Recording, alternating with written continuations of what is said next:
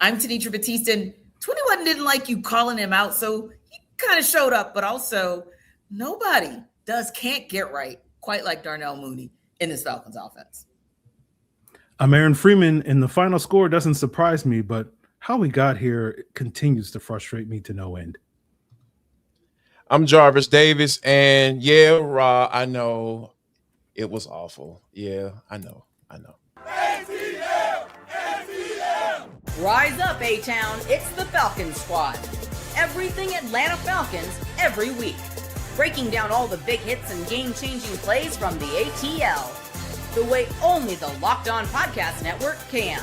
Straight from the ATL, the Falcons Squad Show starts now.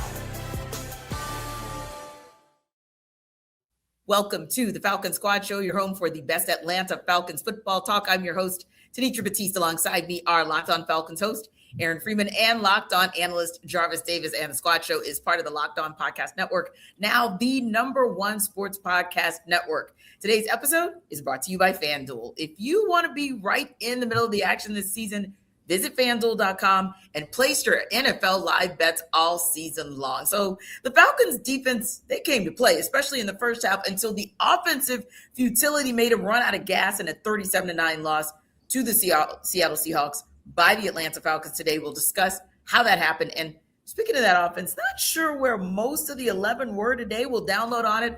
Also, the 12th man took the cross-country flight and it paid off. We'll tell you what we mean by that. But first, let's talk about the Falcons losing yet another game here at home, 37-9 the final. The Falcons dropped to 4-9 on the season. And listen, Jarvis, the #3 team in scoring offense and scoring defense, the only team in the league in the top 5 in both categories. Well, they came to town. They showed why they were top 5, and hey, they even showed out on special teams. So let's just get right into that, because first play of the second half in this game is reasonably in reach, right? I mean, we go to the half tied 6-all, and then all of a sudden you come back, Zane Gonzalez kicks it into the end zone, and Rasheed Shaheed happens. He takes it back to the house, 100 yards for the touchdown. But take us back. What did you see that broke down for the Falcons on that play?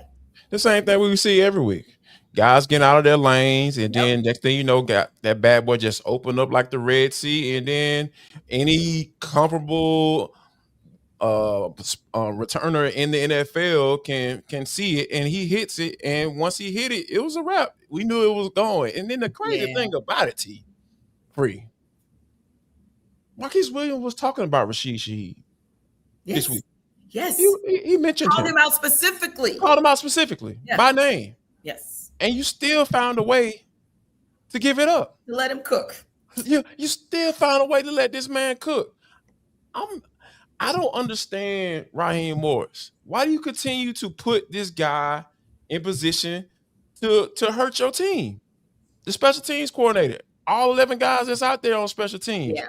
Kick it into the end zone, dog. Let them start at the 35. I'm cool with that. Why are we still doing this? I don't understand. You just keep going back. Just keep on going back. Oh, he's going to change. She's going to change. You know, it's like that bad relationship. You know exactly what they going to do every time. Man, please give me another chance. Go on, man. Give me another chance. Please give me another chance. I know I'll change. I know I can change. I know I'll do right. And then, you know what? You just look at it for a second, pause. You know what? Yeah, I'll give you another chance. And the same doggone thing happened. It happens every doggone time, every week. We've been talking about this the entire season. Yeah. I don't even know what the issue was with Ike Hilliard. And they fired this man off they got rid of this man so quick. But we still sitting up here talking about special teams and guys standing in and out of their lanes and making sure they're covering kicks correctly. What are we talking about? There's 4 games left in the season. What are we talking about? Yeah. I mean, it's unbelievable. And like you said, Jarvis, we get it. The NFL's new dynamic kickoff rules, that have been in place now for the second season. You're looking at it and you're saying, okay, I don't want to give the Seattle Seahawks just 65 yards to work with by that ball maybe being kicked out of the end zone and you starting at the 35, but free. And 0 and kicking an extra point. Exactly.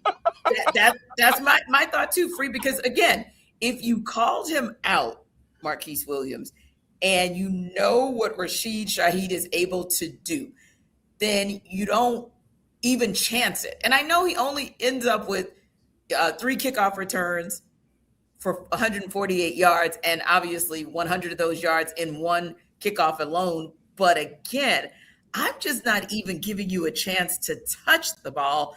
But it's not just on Marquise Williams.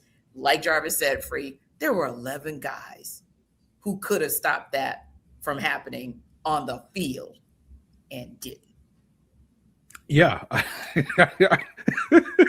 I don't even know what I'm supposed to say to that. It's like, yes, you summarize it perfectly. There's nothing really to add. Marquise Williams and the special teams unit has been a problem all season long. Yep. The guys on the field don't make the plays that they need to make the plays, right? Yep. And, the Falcons signed Bradley Pinion 3 years ago or whenever it was to basically be the guy that could kick the ball out the end zone on touchdown. Yes. That's what he did really well. And Younghoe Koo doesn't have that type of leg strength and all that stuff. And then the dynamic kickoff comes. And so last year, they're just having Pinion boot the ball out. And so this year, they bring in Zane Gonzalez, and they're like, oh, we really like Zane Gonzalez's ability to maybe put that ball in the landing zone to maximize the potential of the coverage unit to pin these teams deep to win the field position battle. So the strategy makes sense for the Falcons and why they kick it inside the play. It just doesn't make sense because you can't cover these kicks properly.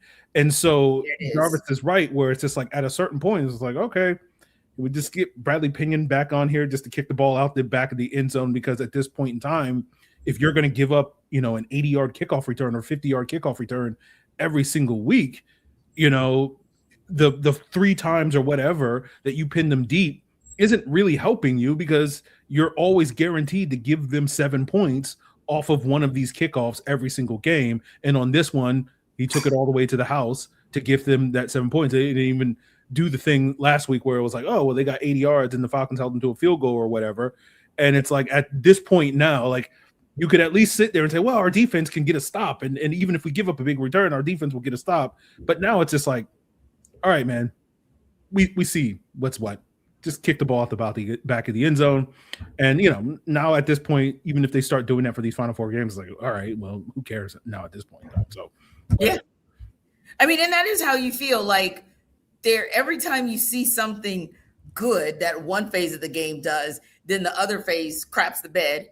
And it's like, it just undoes whatever, or however that word is. It just resets or reverses exactly what you just saw. And we'll talk about that because it happened a couple times on the offensive side of the ball and really made us kind of shake our heads or scratch our heads as well. But he wasn't the only one. Of course, like we said, there are 11 players that hit the field over and over again, whether you're talking about kickoffs or the like, and or in the punting game. And again, this is a Seattle Seahawks team that is very potent.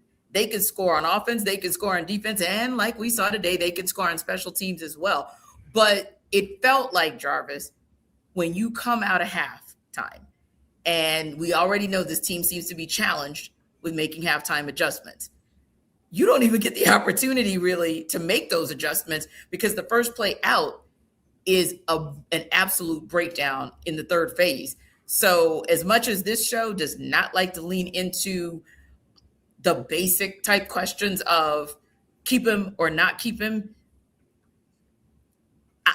I don't know. I don't know what happens to Marquise Williams. I don't know if he survives more than 24 hours. I'm just, and I hate that, because we've seen some great coaching out of him for special teams. But again, when you keep calling out the same problem, if we, like you said, if you part ways with an Ike Hilliard because there are some challenges in that space, then it just begs the question of, where does this team go with Marquise and his unit from here?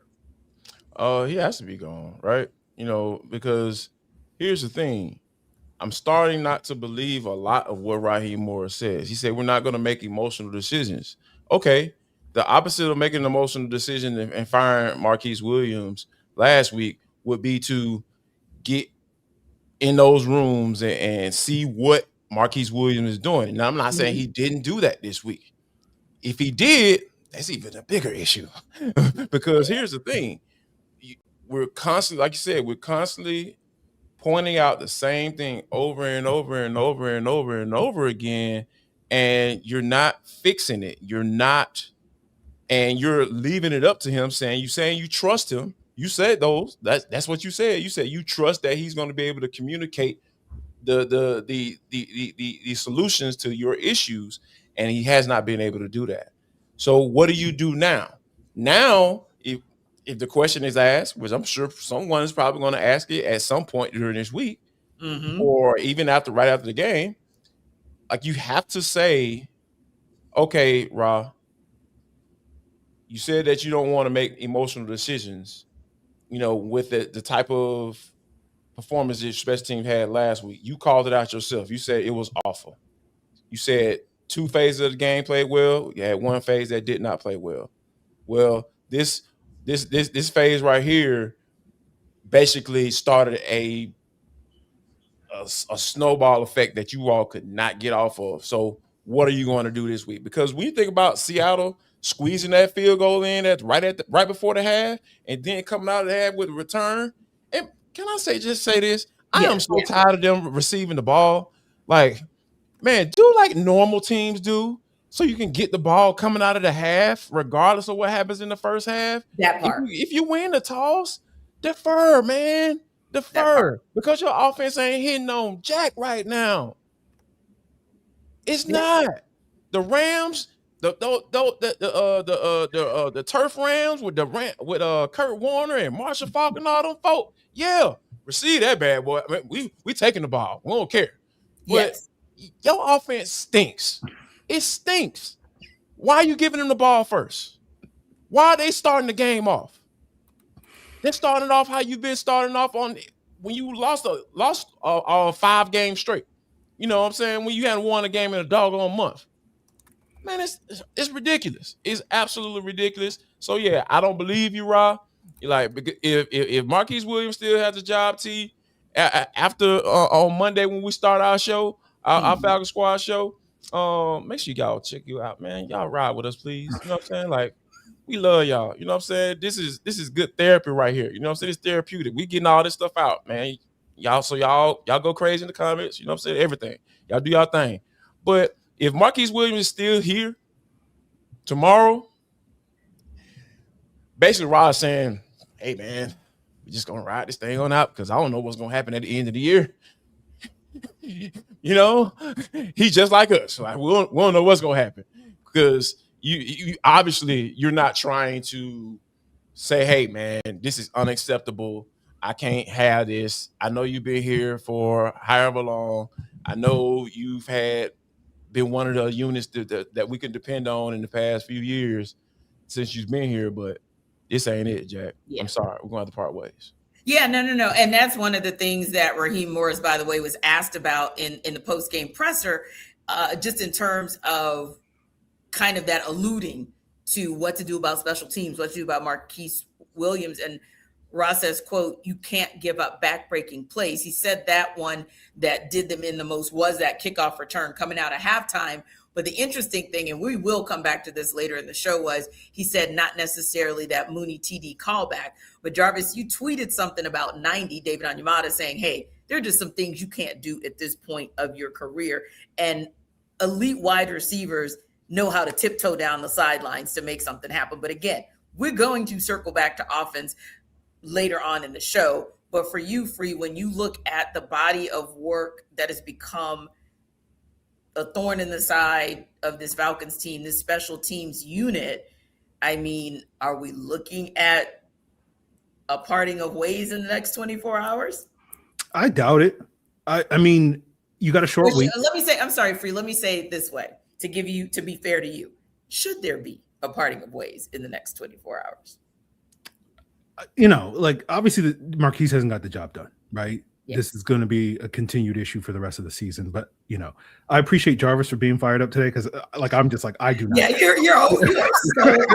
Like, I mean, Free, you were so done. Over there. It's you got a short week. So if you fire Marquise, basically the reason to me why Marquise Williams has not been fired so far is who's going to take over. They have an assistant special teams coach, but I'm sure nobody watching this show knows who that is.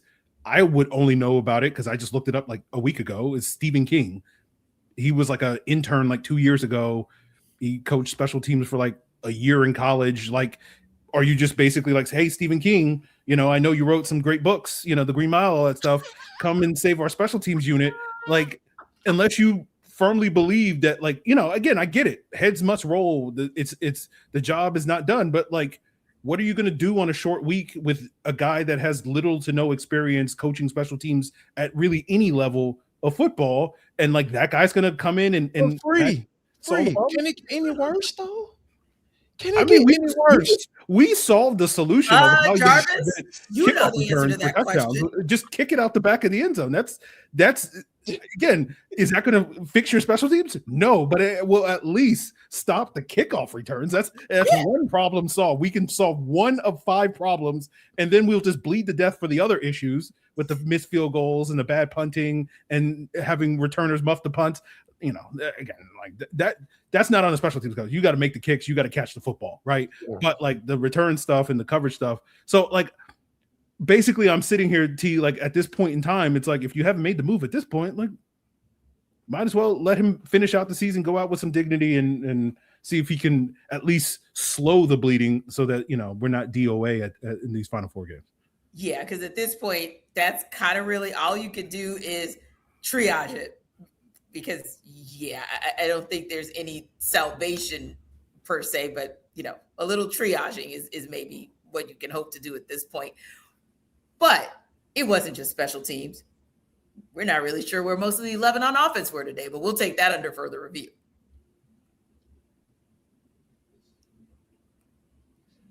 This episode of our Falcons Postcast is brought to you by Aura Frames. The holidays are officially here, which means gift hunting season is on. And if you want something meaningful, personal, and guaranteed to get a reaction, Aura Frames is the gift that delivers every single time. It's not just something you wrap, it's a way to share memories, because Aura isn't your average picture frame. You can preload the frame with photos before gifting it. So when they plug it in, the memories are already there. No apps to figure out, no setup headaches, just instant smiles. So grandparents, parents, newlyweds, anyone who loves photos, endless uploads of pictures and 30-second videos through the Aura app.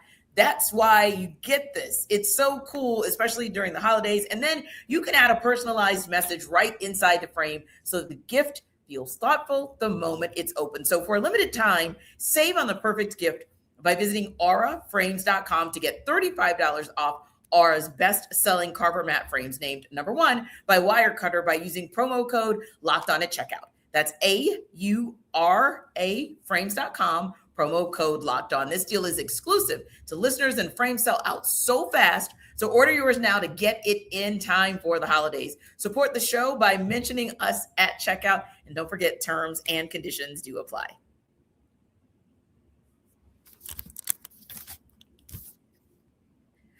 So guys, like we said before, in these types of games where you take a 37-9 loss, you drop to 4-9 on the season, it's never really one phase, and it's never really one player that makes that happen. But ultimately speaking, you got to look at, and I wanted to start, Aaron, with some of the positives, because there were some highlights, albeit individual highlights, on the defensive side of the ball as well as offense. So when you think about the first score of the day for the Falcons, it came after the defense held the Seahawks to a 3-and-out.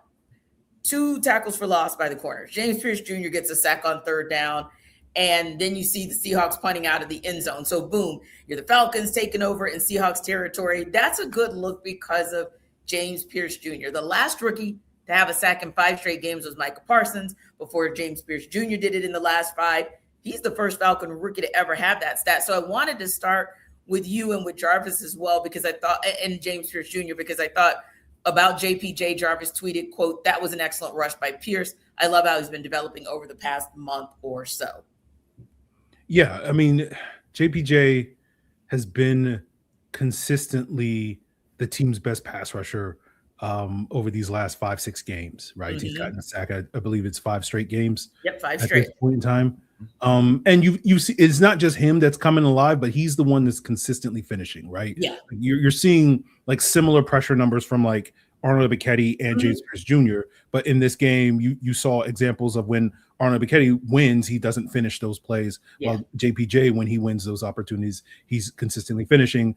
And certainly for Falcon fans, pressure is one thing, but finishing those plays to get the quarterback on the ground is another thing. And that sack and those negative plays like that really, gift wrapped an opportunity for the Falcons on that second possession. They couldn't quite take advantage of it. And that's kind of, not to veer into the negativity, T, but like that's kind of the story of the first half for the Falcons, where they had plenty of opportunities in this game to put TDs on the scoreboard, and they couldn't take advantage of that. But, James Pearce Jr., despite all my negativity surrounding the trade on Locked On Falcons, that I will continue. I will die on that hill until Terry Fontenot is run out of town. But, he is doing his best to, beat the allegations at this point in time. And he's doing his best to try to save Terry's job here in Atlanta. Unfortunately, he's doing too good of a job, if you ask me. So I'm like, JPJ, can we tone it down so we can get rid of this GM at this point in time? So let's back it off. Let's shut it down. You've done enough, my guy. You've done enough. Let's shut it down. You got a back injury. Put him on IR. Great rookie season. We just got to shut it down so that the Falcons aren't tempted to bring. Hold on, Free. Come on, man. Hold on, Free. You tripping, man? Do you know where JPJ is on the Falcons rookie season sack record is? You know where he is now? Take a picture, Jarvis. We can't be worried about rookie records, okay? Yes. I will, Free. Because here's the thing. He's tied with Tack McKinley. We got to get his name bumped down because, what I'm saying, we don't want nobody to get no false hope for him for what he did in his rookie season. Mike Pittz is right there at 7. Okay. Man, come on. Let him break the rookie season record, sack record for the Falcons. You know what I'm saying? And then, you can have that little conversation. Okay. All right. That's fair. Then, I need this to go through. Okay. That's fair. Right. That's fair, Jarvis. But I see, I can follow it because, Free has like a different logic behind certain things. So I'm always trying. So I'm always going to follow the Free logic on this one. And I see what you're saying, Free, because people at least want to feel too. The fans want to feel like they got something out of it as they keep like going down the rabbit hole of we have no first round pick next year. So at least James Pearce Jr. is giving you a counter to seeing why you quote unquote have no first round pick next year. And James Pearce Jr. Scared us for a second there when he went down with the quad injury, if you will, but looks like he's gonna be fine. And you hope that it's not something that kind of lingers through the rest of the season, because you'd hate for him to have as much of a progression and ascension as you mentioned, Jarvis, and then kind of go down for the end of the season. But yeah, James Pearce Jr., I don't think the numbers really tell the story because he only had a couple tackles and a tackle for loss and a QB hit. But I think that really he had more presence, to Aaron's point, because he finishes. He's been finishing, and that's been the thing that you pointed out where you said, quote, tweet, that was an excellent rush by Pierce. I love how it's been developing over the past month or so.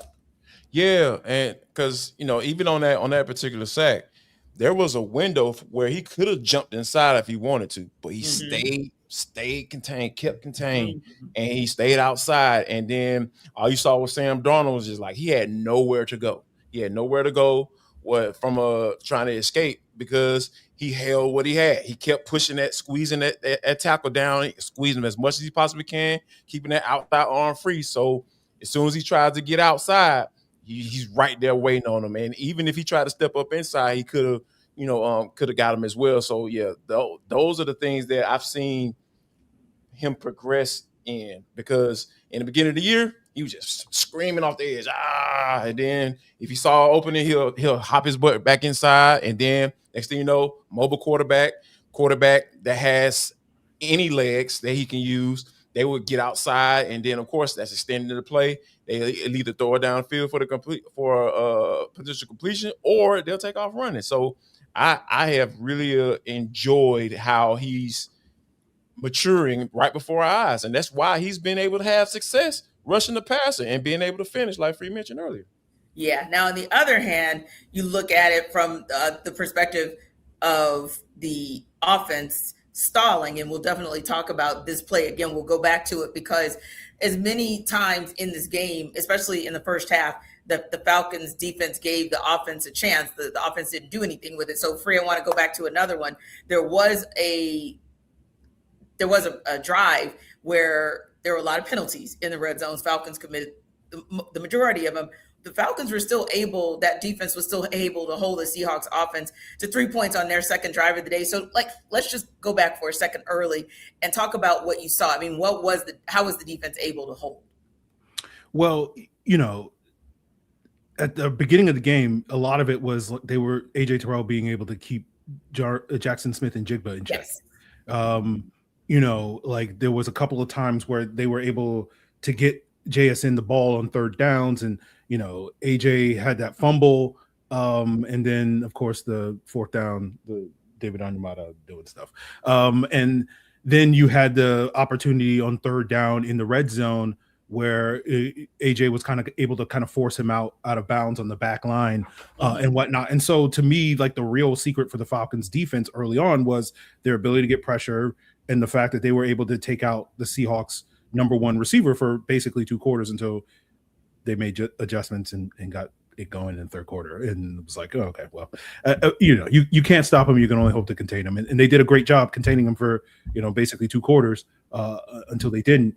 And so for me, I think that was the key for this defense. They needed to get pressure on Sam Darnold, force him to be uncomfortable in the pocket. And if they could lock down JSN, the Seahawks don't really have, it's a similar sort of situation with the Falcons and Drake London, where it's just like, who's their number 2 guy? And so that to me, I think was a big part of the Falcons' early success. Yeah. And it's funny because Thursday on our show, Free, I said, hey, the thing that I didn't want to happen was for Sam Darnold to even get into or come close to what this Falcons team saw when he was with the Vikings last season, where he was able to throw for 5 touchdowns. Well, he was kind of sort of in that space because he was 20 of 30, so a nice efficient day from him for 249 yards. Did, of course, have a pick and got sacked a couple times, but he also had 3 touchdowns and he had 3 carries for 23 yards. So like you said, not so much that they were able to stop Sam Darnold, but they just hoped to contain him. The problem and the challenge was you only kind of were able to pull that off for the first half. Not all your fault defense, but nonetheless, that's just kind of what it came down to. Because again, Jarvis, when you look at turning the ball over or turning the ball back over, the defense was able to serve Kentavious Street, a nice sack that ultimately led to 3 and out. So there were definitely some things that you saw early that showed that the Falcons were having success with that pressure up front. Yeah, it was. I think it was a really. I think the big issue was, of course, Jackson Smith and Jigba getting going in the second half. It seemed like they were running a lot of, drag routes, and then when you're playing man coverage and you don't get pressure rushing for.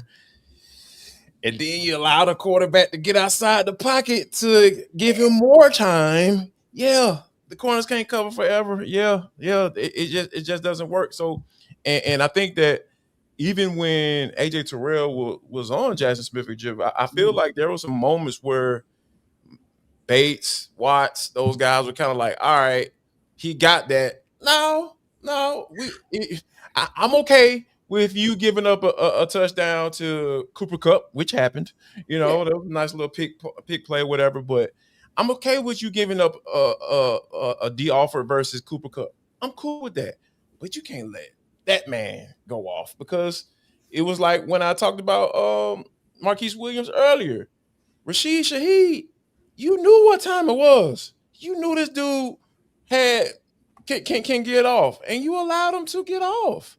And I noticed the NFL, when you talk about number 1 wide receivers, it's hard to hold guys down, for an entire game, because he just coming off a game where he only had 2 catches. Yeah. So, but oh my gosh, man, it can't be that easy. Those scores with Jackson Smith and Jigba look easy. It looked like that was flawless. It looked like the perfect play call. I'm like, oh my gosh, man, what are y'all doing? So I think there were some times where you should have had your safeties helping out a little bit more when you can. Yeah. Like you mentioned coming into this game on Thursday. Yeah. I wanted to see the Jesse Infidel Bates. You know what I'm saying? Like, what was the cheating, bro? You were faithful. were faithful this whole game. You know what I'm saying? Like, hey man, look, that's how I look at it. Like, hey man, if you understand what the offense is trying to do, because that's your whole offense, really. Just they held it down against the run. Mm-hmm. Shoot, it's Jackson Smith and Jigba or bust with this team. So put some extra attention on him. You don't have to call it. Coach don't have to call it. He ain't gonna trip on you if you jump a route with Jackson Smith and Jigba coming across the middle, and you see some separation between him and AJ Terrell. We'll see. And I think you make a great point, Jarvis, because literally JSN comes all the way across the middle. AJ Terrell is fighting for his life to kind of keep up with him step for step on the eventual 4-yard touchdown pass. And I'm seeing multiple members of the secondary, like nobody's going to even try to because there were two that, from a certain angle were quote unquote in front of JSN. So that play didn't have to be what that play was. There was enough time as it was developing for those corners to do something or for the secondary to do something. And it literally just felt like after you're watching the replay, so if AJ Terrell can't make a shoestring tackle, you guys are going to just let JSN go do his thing. And so, I think that was a little bit frustrating to kind of watch as well. And then, like you said, you held him under 100 yards. I mean, he only had I put that in quotes, but he only had 92 yards, Jackson Smith and Jigba on the day, but he also only had 7 receptions. So guess what he was doing out there? 13 yards per catch with explosives. So at the end of the day, even though you were able to contain him somewhat, when they started doing what they were doing and they started stacking things in that second half, then it kind of becomes a moot point what you were able to kind of do in the first half.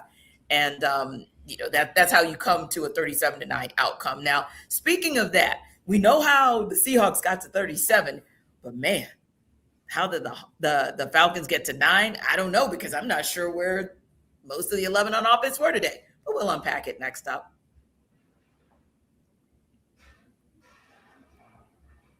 This episode of our Falcon Squad Show is brought to you by Game Time. The World Cup is coming back to North America for the first time since 1994. And with 48 teams for the first time ever, it's going to be massive. But let's be honest, getting tickets is usually the hardest part. That's why the Game Time app is clutch, finally giving fans a real advantage when it comes to snagging seats. So with Game Time, you can track price drops in real time, get alerts when great seats open, and buy tickets the moment they hit the app. It puts the power back in your hands and makes going to the World Cup realistic instead of impossible. So you pull up the app and the layout makes it so simple to scroll through matchups and compare seat views. And you can pick a game, tap a section, and have your tickets locked in within minutes. No confusion and no hunting for fine print. So take the guesswork out of buying World Cup tickets and every match, concert, or event with Game Time.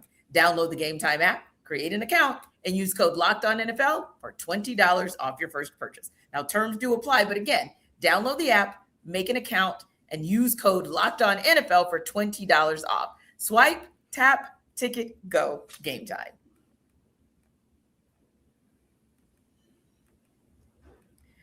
So, Jarvis, somehow we come to this moment in the show where I feel like I just want to say thank you. I want to say thank you because it's not been easy for our everydayers to stick with us through thick and thin with these Falcons. Okay. But you know what? They've done it. So we appreciate it. I was wondering where you're going with that too. Thank you to the Falcons. What are we doing? Like, thank who? Who they? You about to thank somebody? Yeah.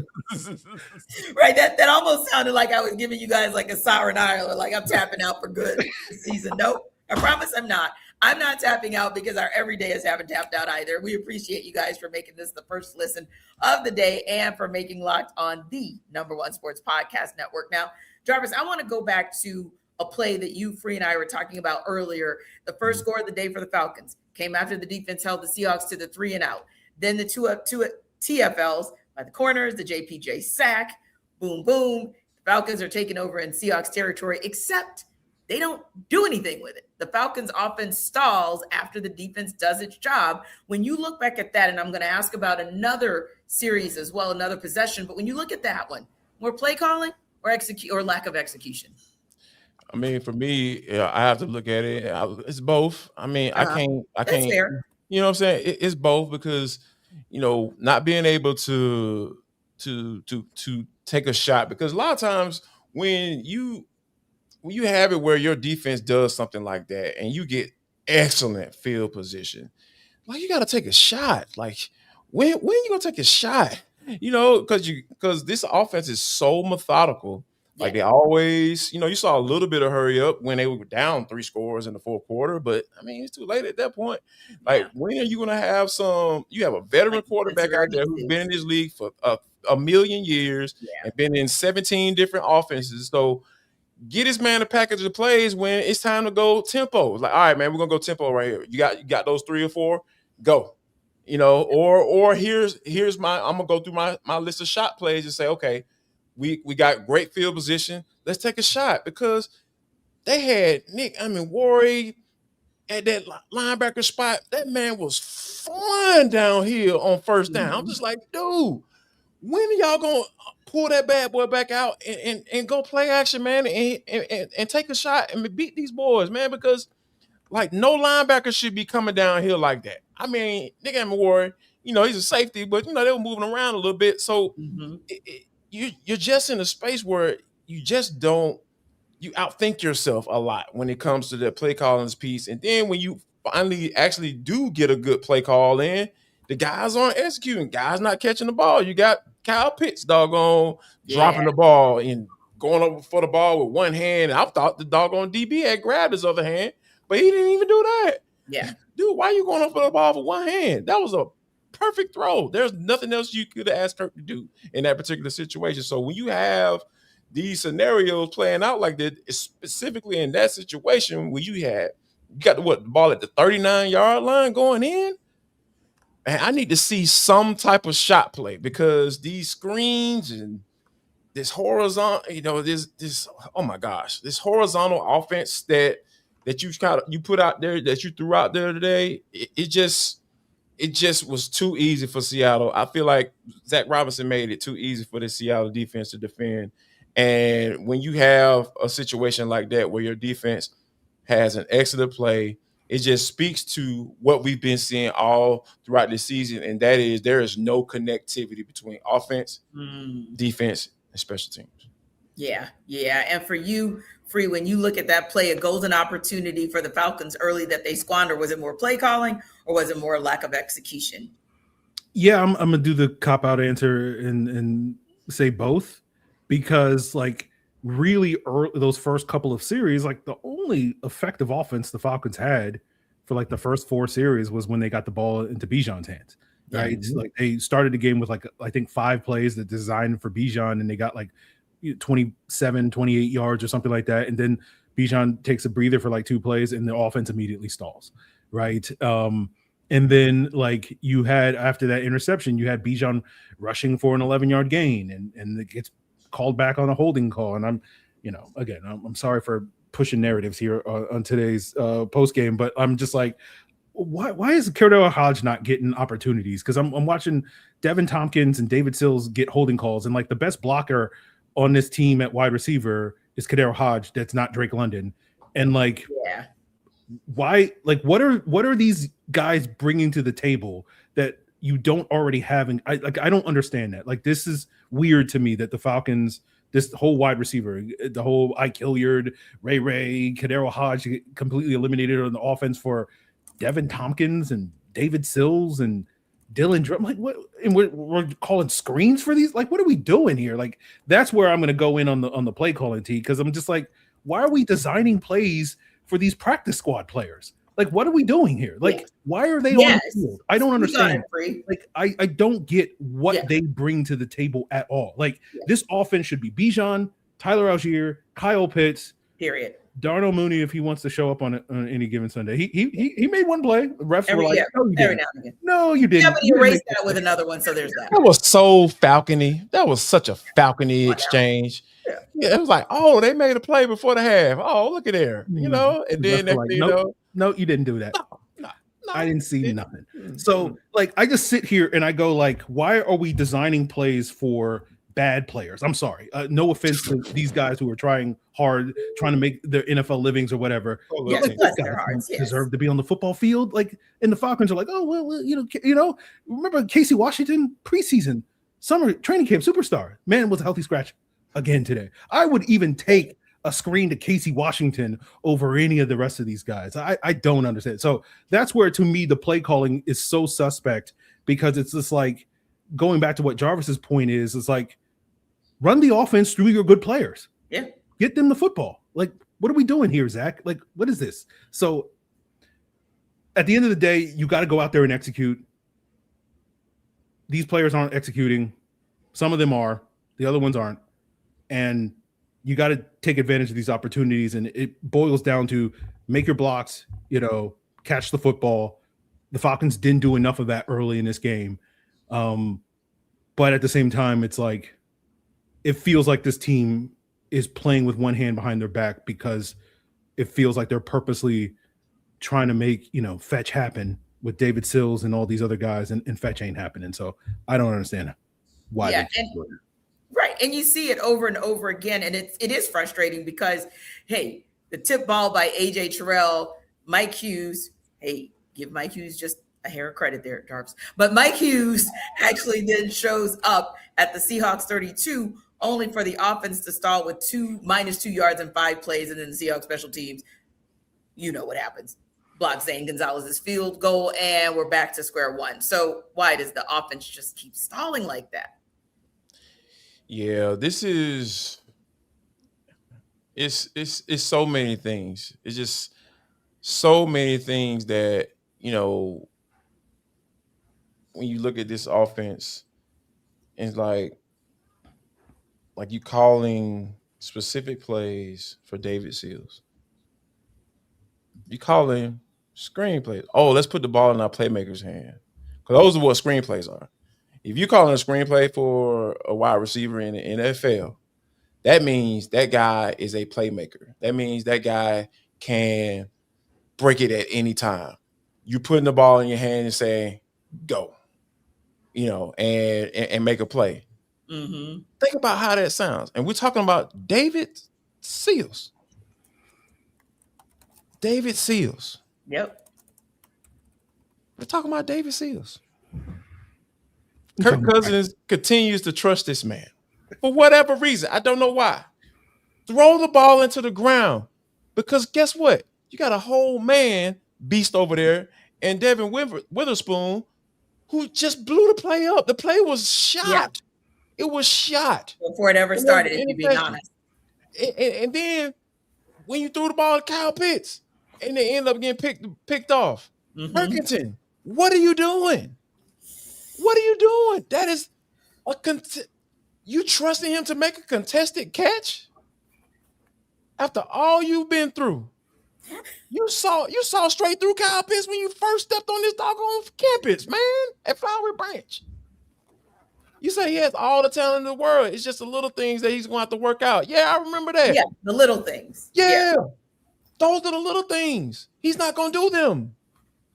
So why? Why would you throw that? Right. Because that really speaks to you too. Right. As a veteran, that you thought it was okay to throw that ball. Yeah. That's two picks. That's 2 turnovers right there. Yep. To who you threw it to and how you threw it. And Aaron, that's why we're continuing to have this conversation about futility, because it is, some of the questionable play calling, or some of the less aggressive than it should be play calling. But that execution, and I saw a couple of the comments were like, yeah, but it wasn't Darnell Mooney's fault. He really caught the ball. Did you not see him tiptoeing through the tulips of the white on the sidelines that showed his feet did what they did? That's a player issue. Zach Robinson can't make you learn how to tiptoe down the sidelines to ensure that you get a touchdown. You've got to have presence of mind to be able to do that. Yeah, and even if we can talk about the officiating and say, maybe the ref blew the call or whatever. Again, that happens in the NFL, right? Yeah. Like this is the thing I always say with officiating. Like, even if I want to be like, oh, the refs stole 7 points off the board for the Falcons. Well, you look at the final score. It's like, okay, right, yeah. The refs are like, you can have those 7 points. Yeah, and they made good on it a couple plays later, but digress. But like, that's it. That's the only thing Darnell Mooney did today. That's it. Yep, that's it.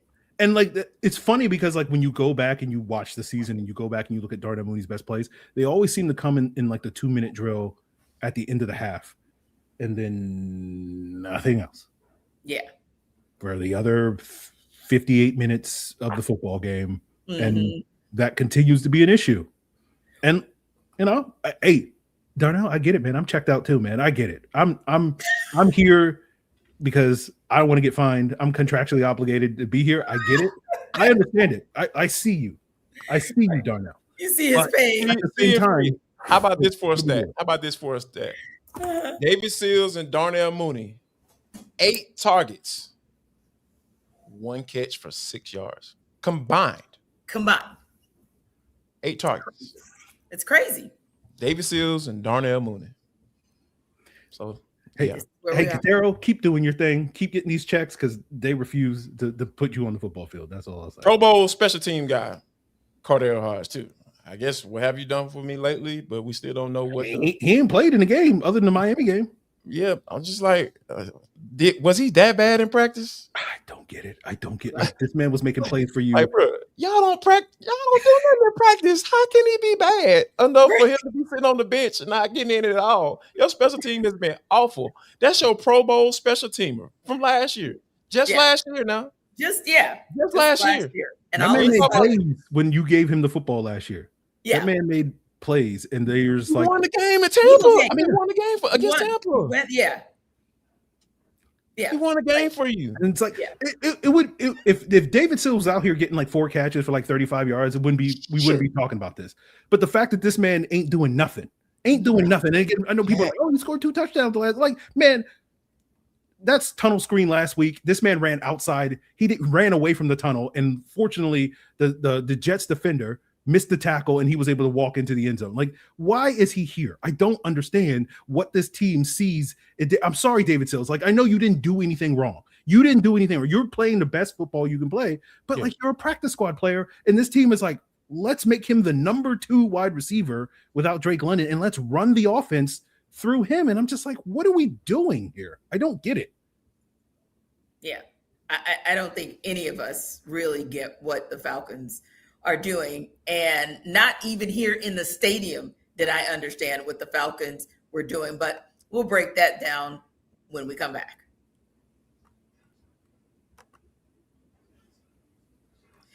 This episode of our Falcons Squad Show is brought to you by FanDuel. NFL Sundays move fast, one big play, and suddenly everything feels different. That's what makes live betting with FanDuel so exciting. You're not just watching the game, you're reacting to it in real time. With FanDuel, you can place bets as the action unfolds. Every drive, every momentum swing, every highlight moment. So live betting is best when the game starts to shift. A receiver gets hot, Jackson Smith in Jingba. A defense tightens up, Seahawks defense.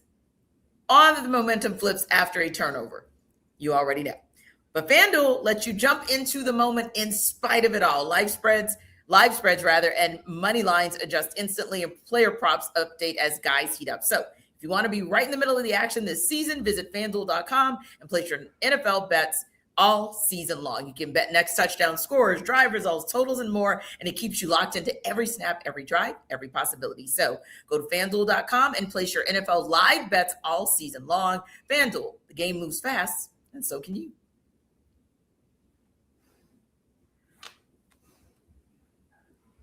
So I was here and am actually still here at the stadium, right? And I want to talk about this because it really bothered me. Now, I'm not saying that I expected the stadium to be full, and I didn't expect it to be full of Falcons fans, because Seattle Seahawks fans still travel well, and their team is doing really, really well, right? So I expected to see them.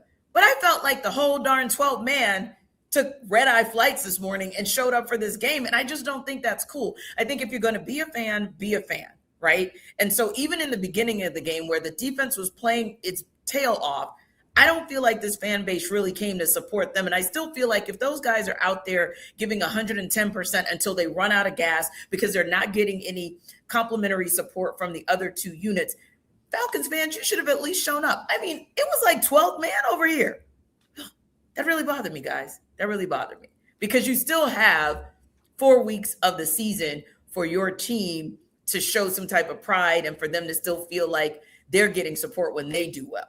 I understand fans can be frustrated, disappointed, borderline disgusted at the whole product. But when the players are giving you something, they deserve a little something back. Just saying. I look at it like this. For me, I understand the dynamic of this city. Born and raised here. If you ain't giving me a reason to show up, we ain't coming. Well, that's just how it goes, T. We know that. Jarvis, let me say this. Ain't no surprise to that. Ain't no surprise here. Go But ahead. Go ahead, though. Well, you shouldn't. We ain't got nothing else to talk about. Shoot, let's do it. You're right. It shouldn't. But I guess it's like I was telling in pre-production. Last night we had an alumni chapter gathering for Xavier. And of course, I was home last weekend, went to the Bayou Classic. And that was that Saturday. Oh, most of those fans showed up. They want to see the Saints. Like, that's the way that goes. The Saints can be horrible. And I have to just give the example that I know best because that's from home, not to try to, rub it into Falcons fans. But I mean, I got to call that spade that spade. They still show up for the Saints. They don't give a flying flip. They might show up with bags. They might turn their backs, but they're going to be in that stadium. And the Saints can move the chains one good time in a possession. And you would have thought that the fans scored. I think that's probably the mindset I come from, is that frustration of, but it's your team. They're in the house. Your defense is actually giving you some quality play. Can't you get behind them at least early in the game unless it falls off a cliff? I know, I know. It's a traumatized fan base. I get it, Free. I think that's fair. Like, you're gonna praise the Saints fan base, and I mean, I'm not gonna go down that road. You can fight those wolves if they come for you in the comments. But if you want to, good people, not a good idea. Because the Saints fans are famous for showing up with bags on their heads, and they'll show up even in these terrible seasons. But I'm not going to call out Falcon fans because I ain't showing up. Not for $2 nachos. That's the only reason to go to the stadium. It's like, oh, let me get a $2 hot dog, and it's like, okay, hot dog's good, but it ain't that good. It ain't worth it for me. But I get it. I get it. I don't know. I'm not going to call. Can I say something, y'all? Since we just bared our souls, you know what I'm saying? So I see it struggling. It's a struggle for you.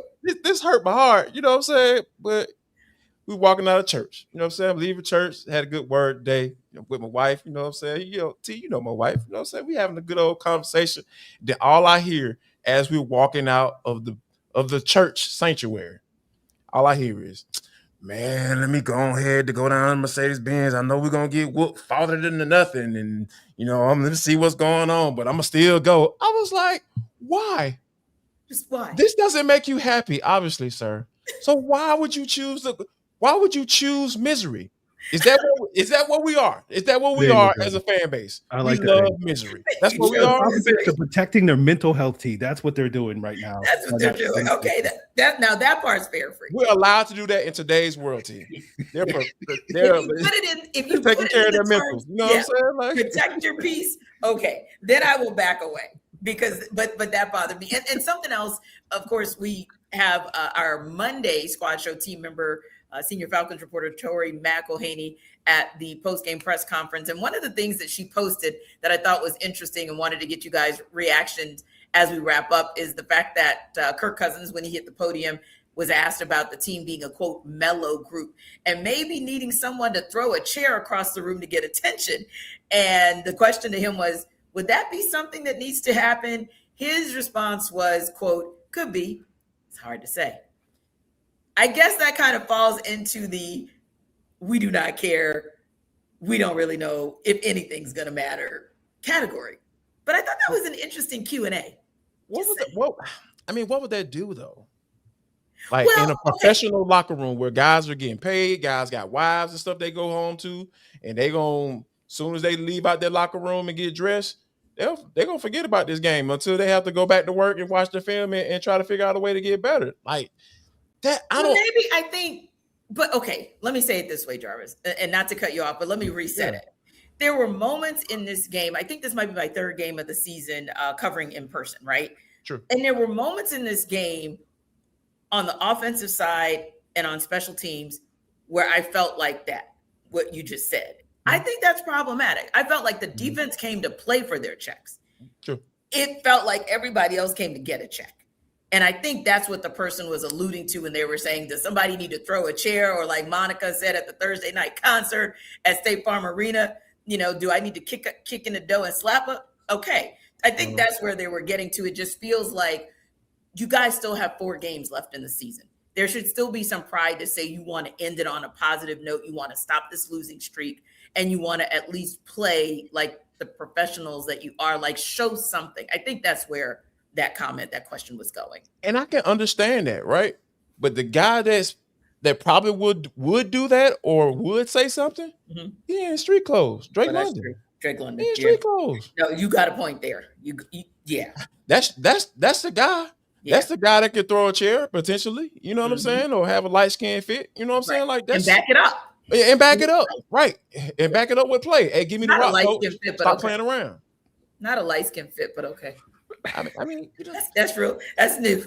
Like we gotta, you know what I'm saying? We gotta spice this thing up. You know what I'm saying? Like, when we have these conversations, this is how I have to laugh at pain. You do. You know what I mean? You know what I mean? Like, I have to laugh at it. Free, I'll give you the last word on this one because Jarvis just took me out with that one. He sent me. Me with that one. No, and I just thought that was an interesting response from Kirk Cousins on that question. Kirk's good, man. Kirk got $50 million guaranteed, whatever he's got. Like, Kirk, like, I don't want to be here. So I'm just, if they want to. I'm here to collect a check, ladies and gentlemen, and get the heck out of here next year. The other person who would throw a chair is probably Michael Penix. You can see the competitiveness in him. He would be that's a good call. Ticked off right now. And again, that's not a shot at Kirk. It's just like, they made this bet with Kirk. He knows he's going to be around. He's the face of the franchise. That's why he cares. Held hostage this year. He wanted out. He told them, I want out. And they were like, nah, you can't go. We're leaving here with something. And they ain't leaving here with nothing but a losing record. So there you go. There's your last word, T. There's your last word. Well, we got through it. We got through it. We got to come up with a name because we have Manic Monday. We have Therapy Thursday. What does Sunday after these Sundays look like they do? Saucy.